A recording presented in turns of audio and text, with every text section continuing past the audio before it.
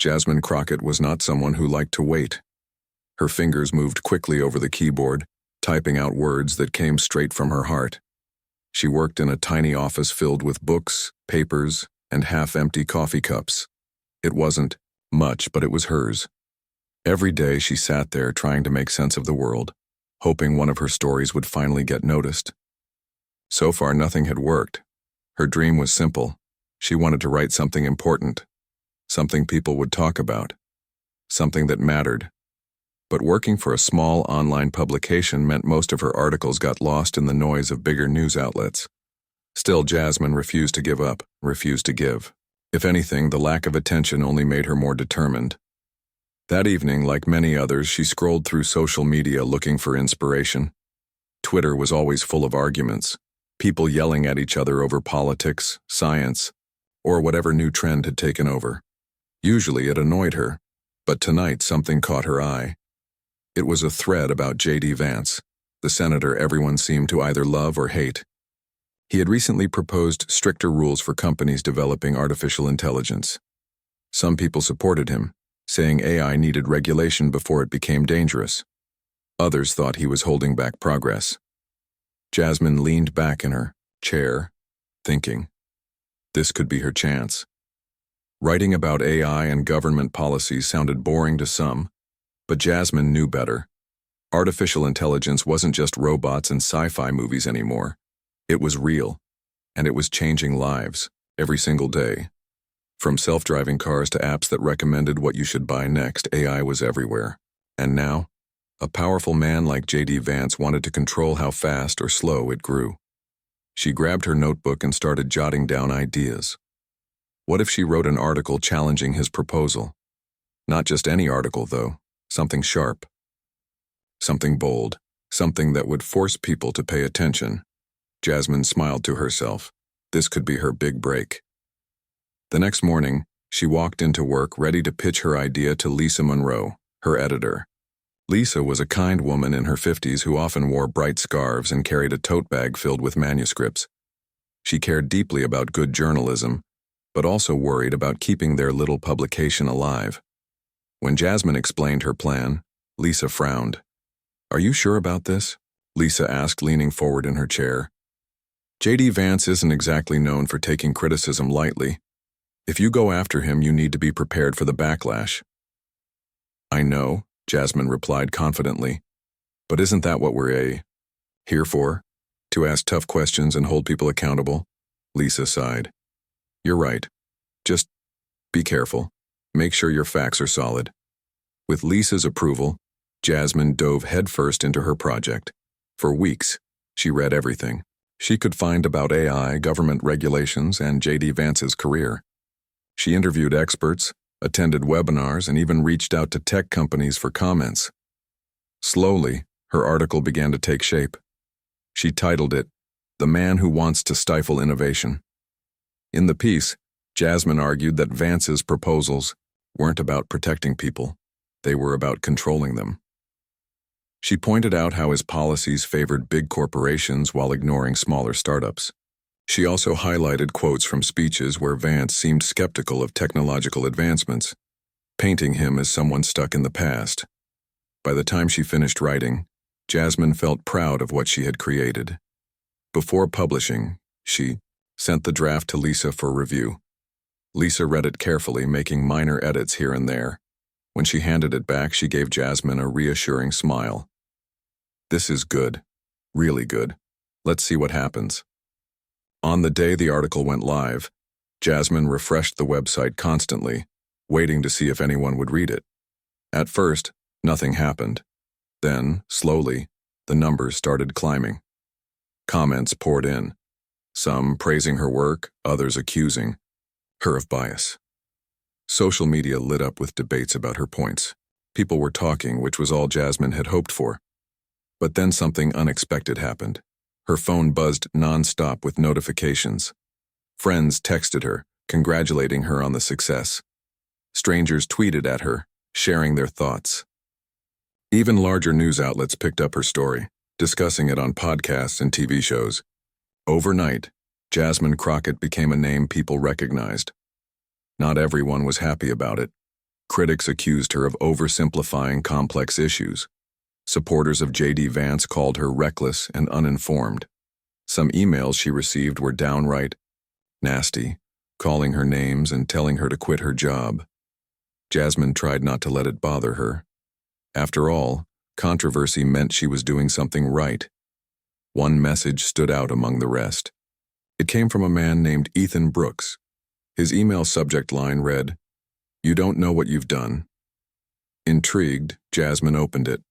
Inside, Ethan praised her courage but warned her that she didn't understand the full picture. According to him, Vance's proposals weren't just about regulating AI. They were connected to something bigger, something secret. Jasmine stared at the screen, unsure what to think. Was this guy serious, or was he just another conspiracy theorist trying to stir the pot? Either way, his words stuck with her. Over the next few days, strange things began happening. Her phone acted weird, freezing randomly or turning off without warning. Once, when leaving the office late at night, she swore she saw a car parked outside her building that hadn't been there before. Another time, she found her computer files rearranged, as if someone had been snooping around. Despite these unsettling events, Jasmine couldn't ignore the possibility that Ethan might be onto something. If Vance really was involved in something shady, then her article had only scratched the surface. Determined to learn more, she decided to dig deeper. Little did she know this decision would lead her down a path far more dangerous than she ever imagined. For now, though, Jasmine felt invincible. She had written something that mattered, something that made waves. Whatever challenges lay ahead, she was ready to face them. Or so she thought. Jasmine couldn't stop thinking about Ethan's email. His words echoed in her mind. "You don't know what you've done." At first, she dismissed it as paranoia or exaggeration, but the strange things happening around her were hard to ignore. Her phone glitches, the car outside her apartment, the rearranged files, it all felt too coincidental. Finally, after days of debating with herself, she decided to respond. "Who are you?" she typed cautiously. "And why should I believe you?" Ethan replied almost immediately. His message was brief but direct. "I used to work on classified projects tied to Vance's proposals. Meet me if you want answers." Jasmine hesitated. Meeting a stranger who claimed to have insider knowledge sounded risky. What if this was a trap? But curiosity got the better of her. If there was even a chance Ethan could help her uncover the truth, she had to take it. They agreed to meet at a quiet cafe in downtown Cincinnati. Jasmine arrived early, choosing a corner seat where she could see everyone coming in. Her heart raced as she waited. When Ethan finally walked in, he looked nothing like she'd imagined. He was younger than she expected, maybe mid-30s, with messy brown hair and a hoodie pulled low over his forehead. He scanned the room before spotting her and sliding into the chair across the table. "You're Jasmine?" he asked quietly, his voice barely above a whisper. "Yes," she said, studying him closely. "And you're Ethan?" He nodded, glancing around nervously. "We need to keep this short. People are watching." "Watching?" Jasmine frowned. "What do you mean?" Ethan leaned forward, lowering his voice even more. "Vance's proposals aren't just about regulating AI. They're part of something bigger, a government initiative called Project Horizon. It's supposed to be secret, but I can tell you it exists. And it's dangerous." Jasmine's stomach tightened. "Dangerous how?" "It's not just regulation," Ethan explained. "They're building advanced AI systems designed to influence human behavior. Think about it. What if someone could control what you think, how you vote, or what you buy? That's what they're working on." Jasmine shook her head, struggling to process what he was saying. "That sounds impossible. Why would anyone do that?" "Power," Ethan said simply. "If you can control information, you can control people. And Vance is helping them push it forward." Before Jasmine could ask more questions, Ethan reached into his pocket and pulled out a small flash drive. "Here," he said, sliding it across the table. "This has everything I managed to save before I left the project. Files, documents, code snippets. Look through it carefully. You'll understand." Jasmine stared at the flash drive, unsure whether to trust him. "Why are you giving this to me? Why not go to the authorities?" Ethan sighed, running a hand through his hair. "Because no one will listen. These people are untouchable. Besides, I've seen what happens to whistleblowers. I'm already in deep enough trouble. If you want to expose the truth, it has to come from someone like you, someone willing to fight." His words sent a chill down her spine. "What makes you think I'm ready for this?" "You wrote that article," Ethan said firmly. "That means you're braver than most. Just promise me one thing. Be careful. These people don't play games." With that, he stood up and walked away, disappearing into the crowd before Jasmine could say another word. She sat there for a long time, staring at the flash drive in her hand. Part of her wanted to throw it away, to pretend none of this had happened. But another part, the stubborn, curious part, knew she couldn't. Later that night, Jasmine plugged the flash drive into her laptop. The files inside were overwhelming. Spreadsheets filled with data, technical diagrams of neural networks, memos marked classified, and emails linking J.D. Vance to top-secret defense contractors. As she scrolled through the documents, her hands trembled. This wasn't just speculation, it was proof. One file caught her attention. It contained blueprints for an AI system capable of analyzing social media activity and predicting individual behavior. Another outlined experiments conducted in select cities, testing algorithms designed to manipulate public opinion. The implications were terrifying. If these tools fell into the wrong hands, or worse, if they were already being used, they could reshape society in ways no one could anticipate. But as fascinating as the files were, they also scared her. Who exactly was behind Project Horizon? How far were they willing to go to protect their secrets? And why had Ethan chosen her to carry this burden? Her thoughts were interrupted by a loud crash outside her apartment. Startled, she rushed to the window and peeked through the blinds. A group of men in dark suits stood near a black SUV parked across the street. One of them glanced up at her building, and she quickly stepped back, her heart pounding. Had they followed her? Was her apartment under surveillance? Panic set in as she realized how vulnerable she was. She grabbed her laptop and shoved it into a bag, along with the flash drive. If someone was watching her, she couldn't stay here. Desperate for advice, she called Ryan Foster, her childhood friend and a cybersecurity expert based in Chicago. Ryan had always been the logical, level-headed one, the kind of person who stayed calm in a crisis. Right now, she needed that calmness more than ever. "Ryan, I need your help," she blurted out when he answered. "Something's going on, and I don't know who to trust." "What happened?" Ryan asked, his tone instantly serious. She hesitated, unsure how much to reveal. "Remember that article I wrote about J.D. Vance? Well, it turns out I might have stumbled onto something bigger than I realized. Someone gave me evidence, files, documents, but now I think I'm being watched." There was a pause on the other end of the line. "Where are you right now?" "At my apartment." "Leave," Ryan said firmly. "Go somewhere safe and call me once you're there. I'll figure out what to do next." Jasmine didn't argue. She threw some clothes into a duffel bag, grabbed her laptop, and slipped out of the apartment. The streets were eerily quiet as she made her way to a nearby bus stop. Every shadow seemed suspicious, every sound unnerving. By the time she reached a cheap motel on the outskirts of town, she was exhausted and terrified. After checking in, she called Ryan again. "I'm safe for now," she said. "What do we do next?" "We start by securing those files," Ryan replied. "Whatever's on that flash drive, it's clearly sensitive.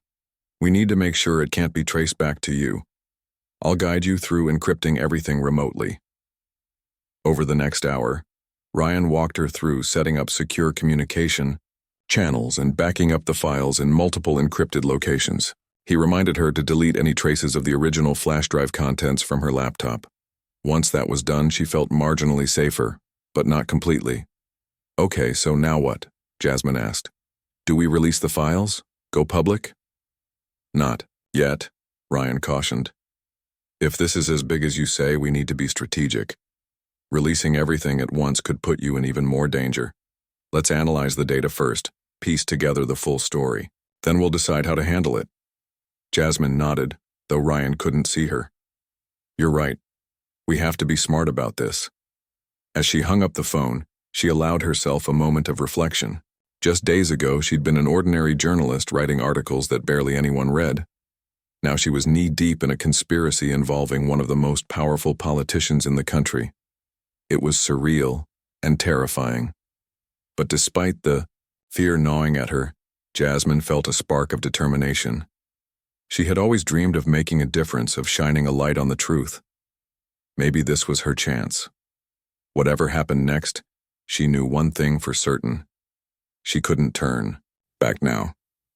The next morning, Jasmine woke up to the sound of rain tapping against the motel window. Her body ached from sleeping on the stiff mattress, and her mind felt foggy from lack of proper rest.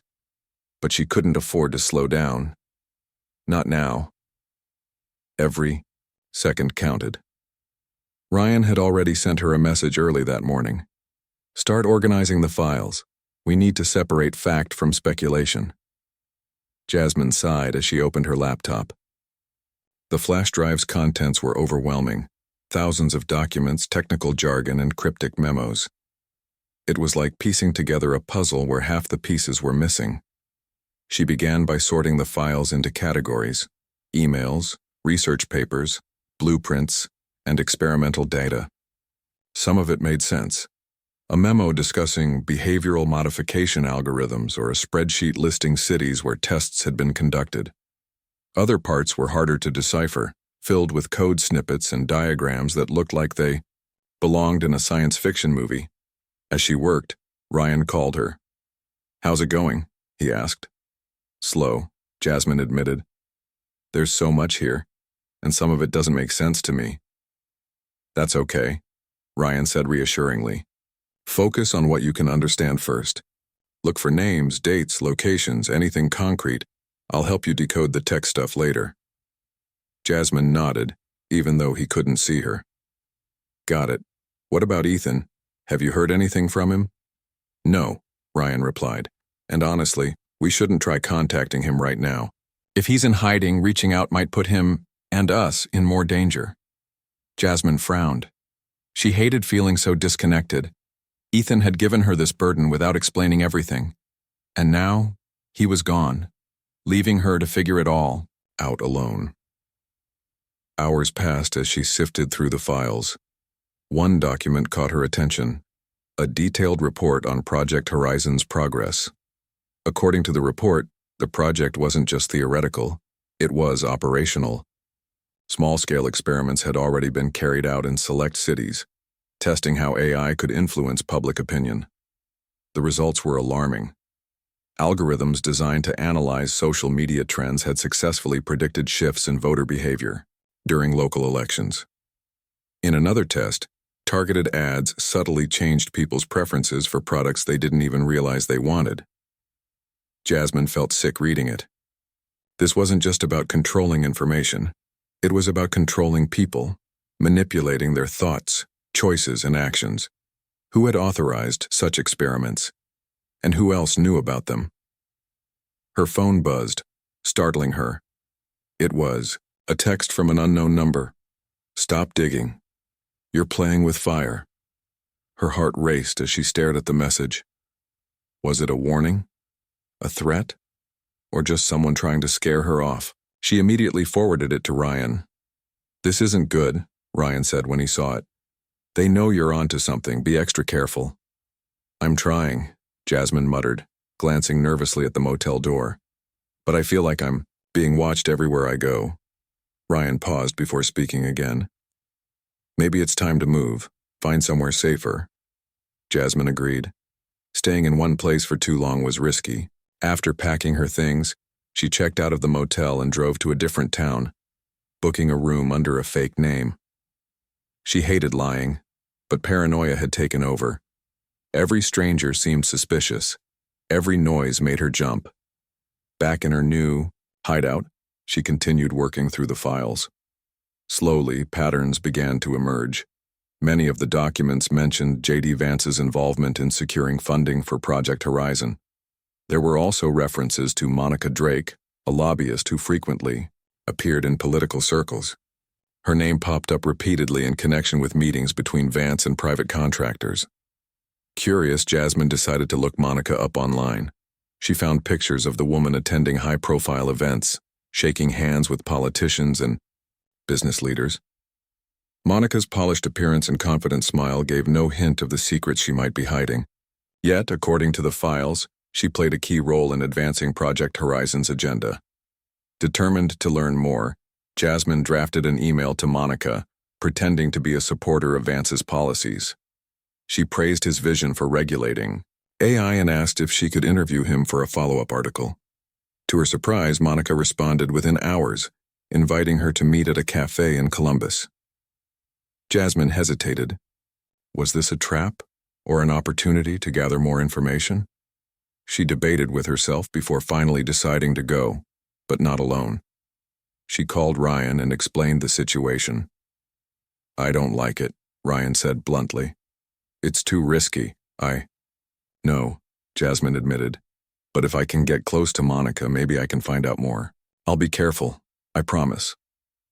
Reluctantly, Ryan agreed to help her prepare. They spent hours rehearsing questions and planning exit strategies in case things went wrong.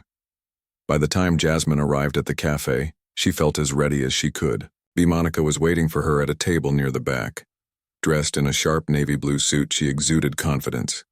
As Jasmine approached, Monica smiled warmly and extended her hand. "You must be Jasmine," she said. "I've read your work. Very impressive." "Thank you," Jasmine replied, forcing a smile. "I appreciate you taking the time to meet with me." They ordered coffee and Jasmine launched into her prepared questions.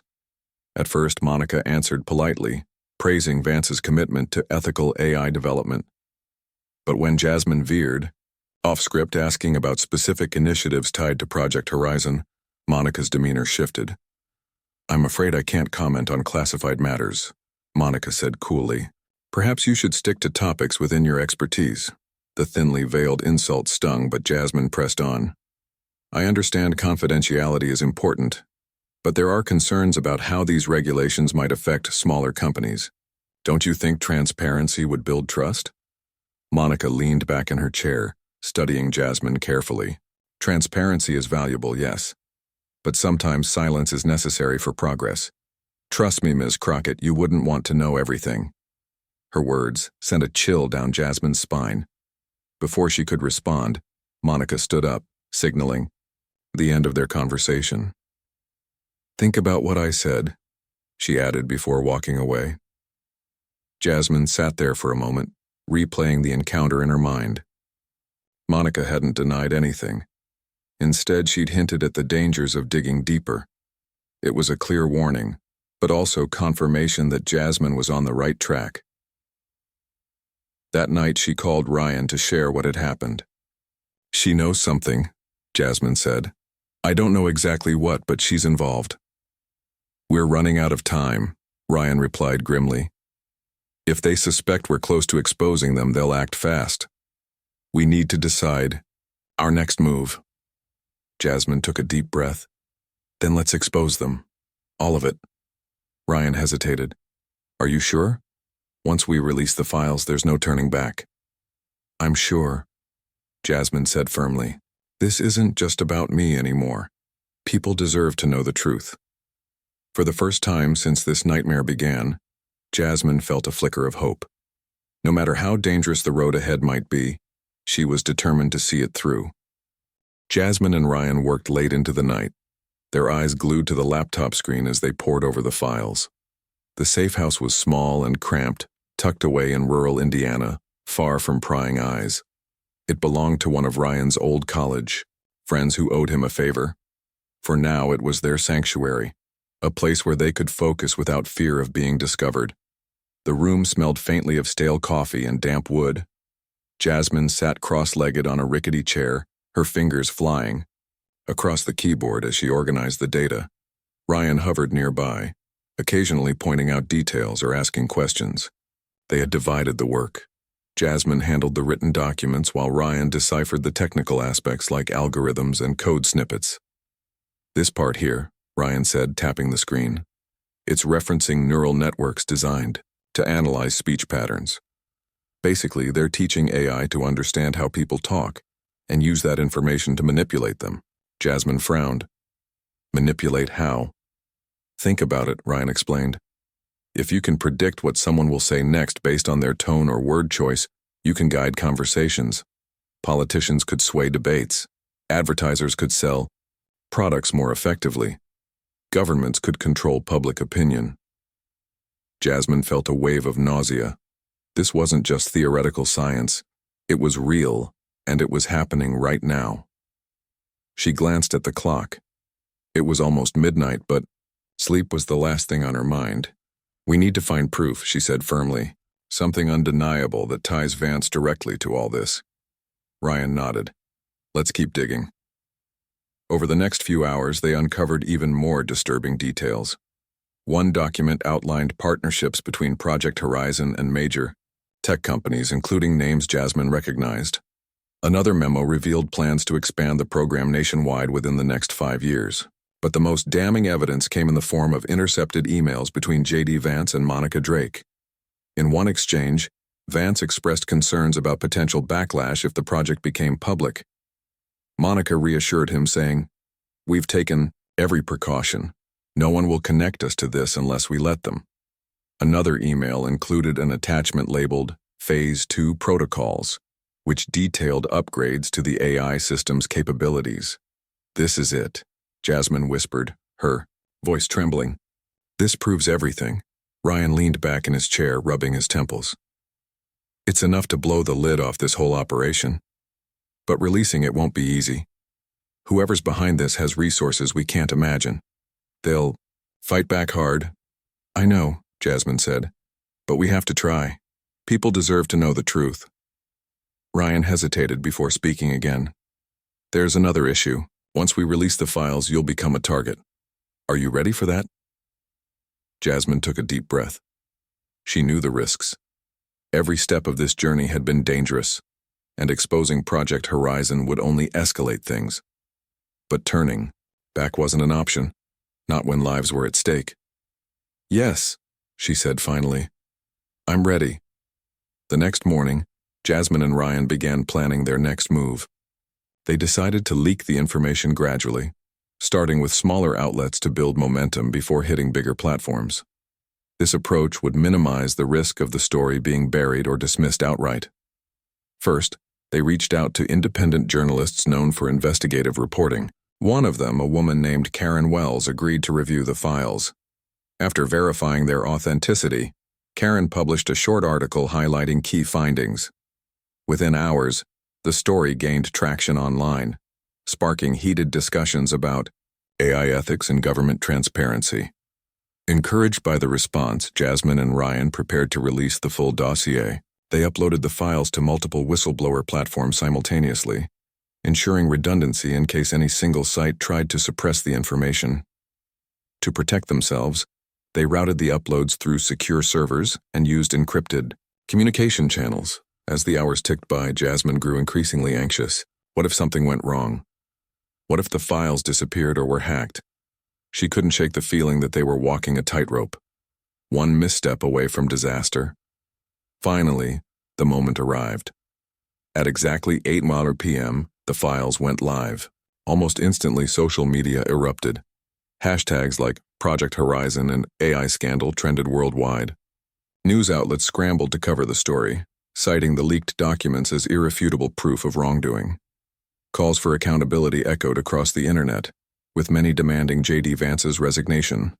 For Jasmine, watching the fallout unfold was surreal. Her name appeared in headlines alongside phrases like brave journalist and whistleblower. Friends and colleagues messaged her, congratulating her on exposing such a massive conspiracy. Yet, amidst the praise, she couldn't ignore the growing sense of unease. Her phone buzzed constantly with notifications. Most were supportive, but some were threatening. Anonymous users accused her of treason, warned her to stop meddling, or simply sent ominous messages like, "You'll regret this." Each one made her heart race, reminding her of the danger she was in. Ryan noticed her anxiety and placed a reassuring hand on her shoulder. "You did the right thing," he said. "No matter what happens next, remember that." Jasmine nodded, though doubt lingered in her mind. Had they done enough? Or had they only scratched the surface of something much larger? Meanwhile, the backlash against J.D. Vance intensified. Facing mounting pressure, he issued a statement denying involvement in Project Horizon. "These allegations are baseless and politically motivated," he declared during a press conference. "I have always advocated for responsible AI development, not secrecy or manipulation." Monica Drake also spoke out, dismissing the leaks as fabricated nonsense. "This is nothing more than a smear campaign designed to discredit Senator Vance's efforts to regulate technology responsibly," she told reporters. Despite their denials, public outrage continued to grow. Protesters gathered outside government buildings holding signs that read "AI is not your weapon" and "Truth over power." Lawmakers called for congressional hearings to investigate the claims. Even tech companies distanced themselves from Project Horizon, issuing statements condemning unethical practices. Through it all, Jasmine remained cautious. While the initial wave of attention was exhilarating, she knew the fight wasn't over. Powerful people didn't give up easily, and those behind Project Horizon would stop at nothing to protect their secrets. One evening, as she scrolled through news updates, her phone rang. It was Ethan Brooks. "I saw what you did," he said quietly. "You're braver than I thought." "Where have you been?" Jasmine asked, surprised to hear from him. "Laying low," Ethan replied.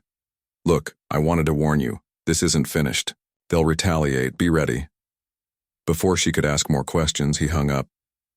Jasmine stared at the phone, her mind racing.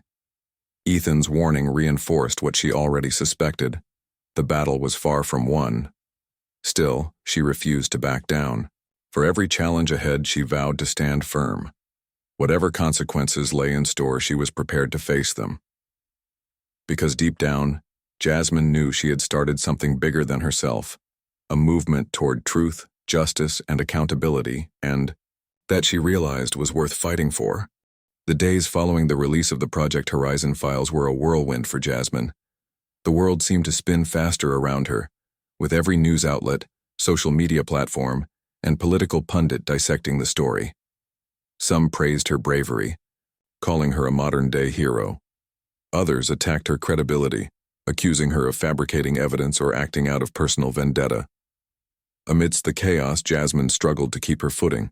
Ryan stayed by her side, helping her navigate the fallout. They worked tirelessly from the safe house, monitoring reactions and preparing responses to counterattacks. Despite the mounting pressure, Jasmine couldn't help but feel a flicker of pride.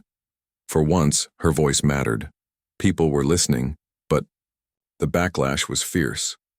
J.D. Vance and Monica Drake launched a coordinated campaign to discredit the leaks. Vance appeared on national television, his calm demeanor masking the storm brewing beneath. "These so-called revelations are nothing more than lies spread by individuals seeking to undermine progress," he declared. "I have devoted my career to ensuring that technology serves humanity, not controls it."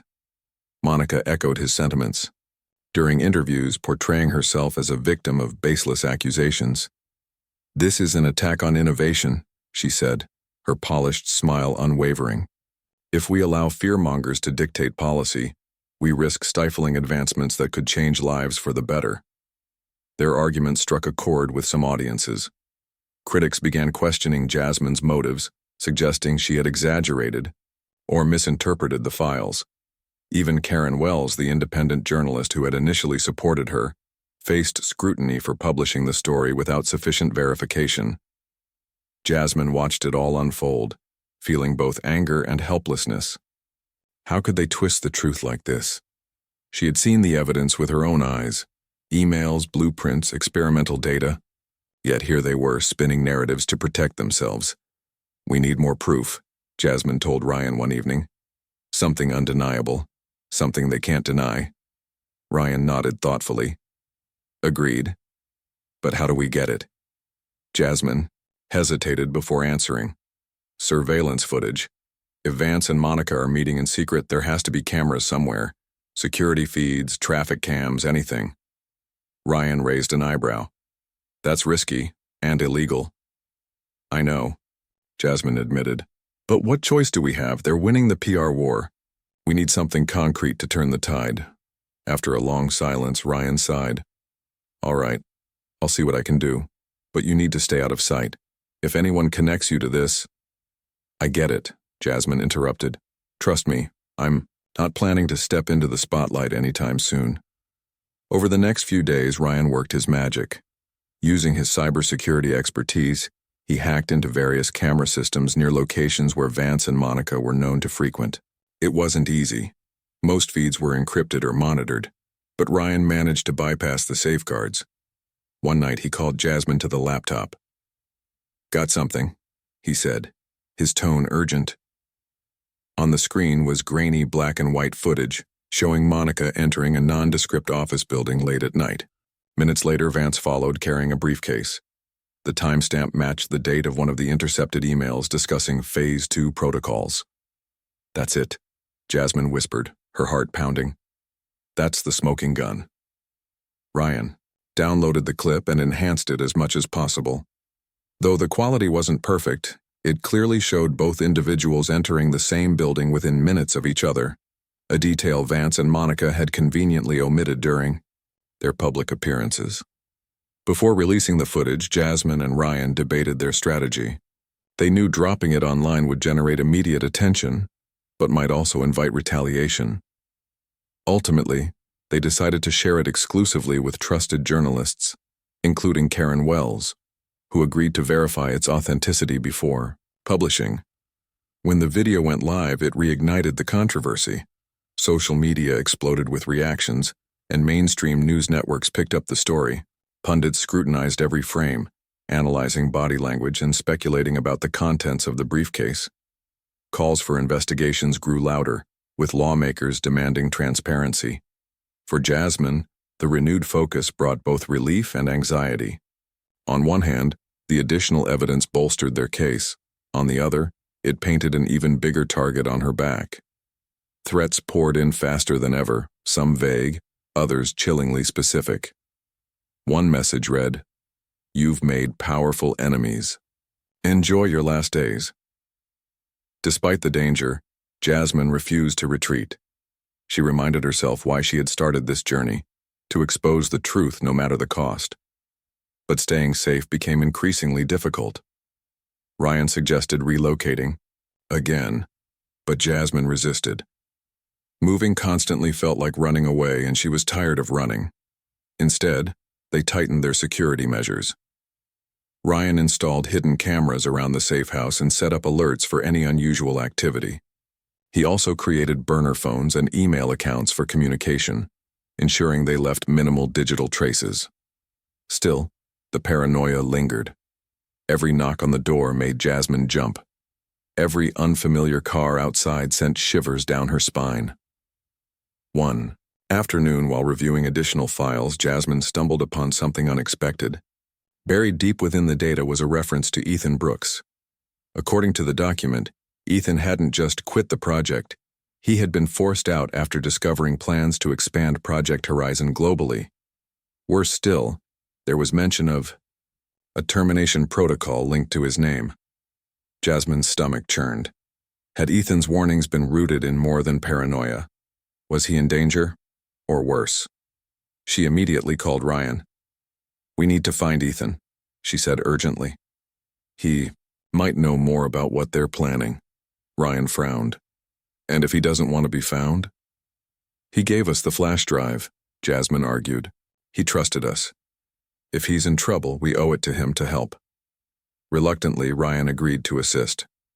Using his skills, he traced Ethan's last known location to a small town in Kentucky. After hours of searching, they finally found him living, under an assumed name in a modest apartment. Ethan looked shocked and scared when Jasmine and Ryan showed up unannounced. "What are you doing here?" he demanded, his voice trembling. "We need your help," Jasmine explained. "Things are escalating. We think you're in danger." Ethan hesitated before letting them inside. Once seated, he confessed that he'd been lying low since handing over the flash drive. "I didn't want to drag anyone else into this," he admitted. "But yeah, I've noticed things. Cars parked outside my building. Strange noises, at night. I've been careful, but you can't stay here," Ryan interjected. "They'll find you eventually." Ethan nodded grimly. "I know, but where do I go? This isn't something you can run from forever." Jasmine exchanged a glance with Ryan. They hadn't anticipated bringing Ethan into their fold, but now that he was here, they couldn't abandon him. Together, they devised a plan to relocate him to a secure location, one far removed from prying eyes. As they prepared to leave, Ethan handed Jasmine another USB drive. "Here," he said quietly. "It's everything I salvaged after being pushed out. Some of it overlaps with what you already have, but there's new stuff too. Experimental results, expansion plans, names of collaborators overseas." Jasmine accepted the drive, her hands shaking. "Thank you," she said softly. "Stay safe, okay?" Ethan forced a weak smile. "You too, and good luck." Back at the safe house, Jasmine and Ryan began analyzing the new files. What they found chilled them to the bone. Project Horizon wasn't just limited to domestic experiments. It was part of a global initiative involving multiple countries and corporations. The goal? To create a unified AI system capable of influencing entire populations on a massive scale. "This changes everything," Ryan murmured, staring at the screen. "If this gets out—" "It will," Jasmine interrupted, firmly. "The whole world needs to know." But as she spoke, a realization hit her. Exposing the truth came with consequences. Powerful people wouldn't let this go unanswered. Lives would be disrupted, including hers. Yet despite the risks, Jasmine knew she couldn't stop now. She had come too far to turn back. Whatever happened next, she was ready. The final pieces of the puzzle fell into place as Jasmine and Ryan analyzed the new files Ethan had provided. What they uncovered was staggering. Project Horizon wasn't just an American initiative. It spanned continents, involving governments, corporations, and shadowy organizations working together to develop a global AI network. The goal was clear: to monitor, predict, and influence human behavior on an unprecedented scale. "This is bigger than J.D. Vance," Jasmine said softly, staring at the screen. "This isn't about one politician or one country. It's about control, on a worldwide level." Ryan nodded, his face grim. "If we release this, it won't just be Vance and Monica fighting back. We're talking about multinational players with endless resources. They'll come after us hard." "I know," Jasmine replied, "but we can't stop now. People deserve to know what's happening. If we don't act, who will?" They spent hours strategizing how to present the information. Instead of dumping all the data at once, they decided to release it in phases, starting with the most damning evidence linking key figures to the project. This approach would keep the story alive while minimizing the risk of being silenced prematurely. Their first target was a series of emails detailing secret meetings between Vance, Monica, and representatives from foreign tech firms. These exchanges revealed plans to expand Project Horizon's reach beyond U.S. borders, raising concerns about national security and sovereignty. Jasmine forwarded the documents to trusted journalists, ensuring multiple outlets covered the story simultaneously. As expected, the revelations sparked outrage. Protesters took to the streets in cities around the world, demanding accountability and transparency. Lawmakers called for congressional hearings, vowing to investigate the allegations thoroughly. Even allies of Vance began distancing themselves, fearing association with the scandal. Despite the backlash, Jasmine remained vigilant. She knew the fight was far from over. Powerful people didn't give up easily, and those behind Project Horizon would do whatever it took to protect their interests. True to form, the counterattacks began almost immediately. Federal agents showed up at Jasmine's old apartment, questioning neighbors and confiscating her belongings. Reporters loyal to Vance accused her of fabricating evidence, pointing to supposed inconsistencies in the leaked files. Online trolls launched smear campaigns, spreading false rumors about her personal life. For every step forward, there seemed to be 2 steps back. One evening, Jasmine received a chilling message from an anonymous sender. "You think you've won? This is just the beginning." She showed it to Ryan, who frowned. "They're trying to scare you," he said. "Don't let them." "It's working," Jasmine admitted, her voice trembling. "Every time I turn around, something else happens. How much longer can we keep this up?" "As long as it takes," Ryan replied firmly. "We've started something important. Giving up now means letting them win." Jasmine nodded, though doubt lingered in her mind. Exhaustion weighed heavily on her shoulders, but she refused to surrender. Deep down, she believed in the power of truth and in the resilience of ordinary people standing against injustice. The turning point came during a televised hearing on Capitol Hill. Members of Congress grilled J.D. Vance and Monica Drake, presenting the leaked documents as evidence of their involvement in Project Horizon. Both denied the allegations, claiming the files had been altered or taken out of context. But when footage of their late-night meeting surfaced, courtesy of Ryan's hacking skills, their defenses crumbled. Under intense questioning, Vance admitted to attending the meeting, but insisted he had no knowledge of Project Horizon's true purpose. Monica, however, struggled to explain her presence, particularly when confronted with emails detailing her role in securing funding for the initiative. By the end of the hearing, public opinion had shifted decisively against them. In the weeks that followed, calls for Vance's resignation grew louder. Allies abandoned him and donors withdrew support. Monica disappeared from public view altogether, reportedly under investigation for ethics violations. Meanwhile, international pressure mounted on countries implicated in the scandal, forcing leaders to address growing concerns about AI regulation and oversight. For Jasmine, the victory felt bittersweet. While exposing Project Horizon had ignited a global conversation about technology and ethics, the cost had been high. Her life would never return to normal. She couldn't walk down the street without feeling eyes on her, or answer her phone without wondering if it was another threat. Yet despite everything, she felt a sense of purpose she hadn't known before. One evening, as the sun dipped below the horizon, Jasmine stood outside a government building where protesters gathered. Signs waved in the air, voices chanted slogans, and cameras flashed in the fading light. For the first time in months, she allowed herself to feel hopeful. Ryan joined her, handing her a cup of coffee. "You did good," he said simply. "I couldn't have done it without you," Jasmine replied, smiling weakly. "Or Ethan." "Speaking of which," Ryan added, "he reached out earlier. Says he's laying low but grateful for everything you've done." Jasmine nodded. "I just hope he stays safe." "He will," Ryan assured her. "And so will you. This isn't over, but you've already changed things. That's something to be proud of." As they stood there watching the crowd, Jasmine realized the battle wasn't hers alone anymore. Ordinary people, students, workers, parents had joined the fight, demanding answers and accountability. Together they formed a movement stronger than any single individual. Still, Jasmine knew the road ahead wouldn't be easy. Projects like Horizon might falter, but others would inevitably take their place. Technology advanced faster than laws could regulate it, creating opportunities for abuse. The work of holding power accountable would never truly end, but Jasmine was ready. Armed with courage, determination, and a renewed belief in the power of collective action, she vowed to keep fighting for justice, for transparency, and for a future where humanity controlled its tools instead of the other way around. As the protest chants echoed in the distance, Jasmine turned to Ryan. "Let's go," she said. "There's still more to do."